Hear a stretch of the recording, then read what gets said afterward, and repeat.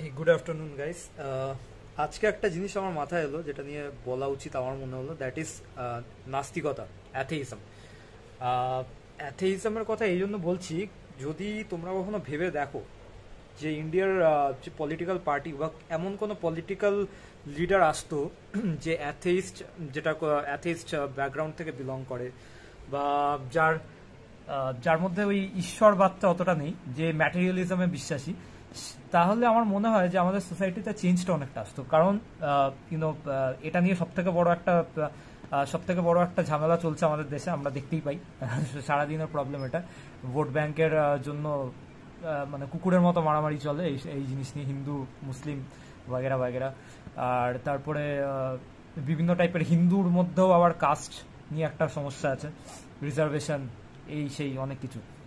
তো এই জিনিসগুলো ম্যাক্সিমামই আসছে ঈশ্বরবাদ বা ঈশ্বরবাদ থেকে। যে যদি এটা অ্যাথেইস্ট কোনো লিডার আসে, আমার মনে হয় এই ইস্যুগুলো খুব তাড়াতাড়ি রিজলভ হয়ে যেত, কারণ তার মেইন ফোকাসটা থাকতো ম্যাটেরিয়ালিজম। আমি কি করে ইনফ্রাস্ট্রাকচারকে ইমপ্রুভ করছি, কি করে জব ক্রিয়েশন করছি, এমপ্লয়মেন্ট ক্রিয়েশন করছি, এমপ্লয়মেন্ট জেনারেট করছি, কি করে আমি ইনফ্লেশনকে কন্ট্রোল করছি, এই জিনিসগুলো যেগুলো ম্যাটেরিয়ালিজম।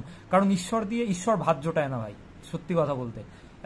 আমি অন্তত বিশ্বাস করি না যে ভগবানের কোনো ইসে আছে। তার মানে এই নয় অবশ্যই যে আমি আবার কমিউনিস্ট টাইপের সেকুলারিটিতে ট্রাস্ট করি না, যারা পুজো করবো না একদিকে বলে কিন্তু অন্য রিলিজিয়ানের সাপোর্ট করে।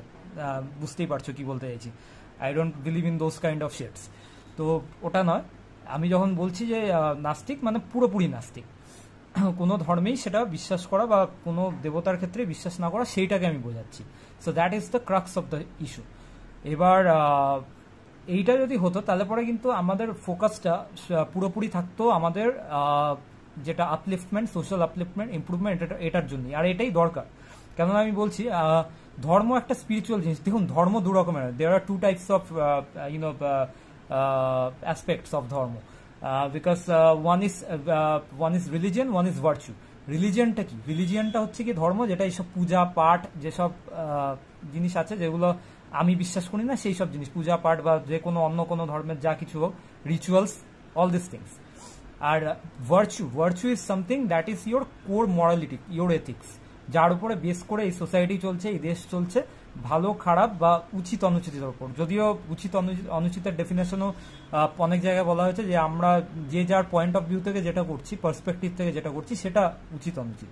But that is the thing, যে ভার্চু দিয়ে যদি করা হয় কোনো দেশের কোর ভ্যালুতে, যদি সেটা ইনভলভ করা হয়, তাহলে আপলিফমেন্টটা অন্য রকমের হয়।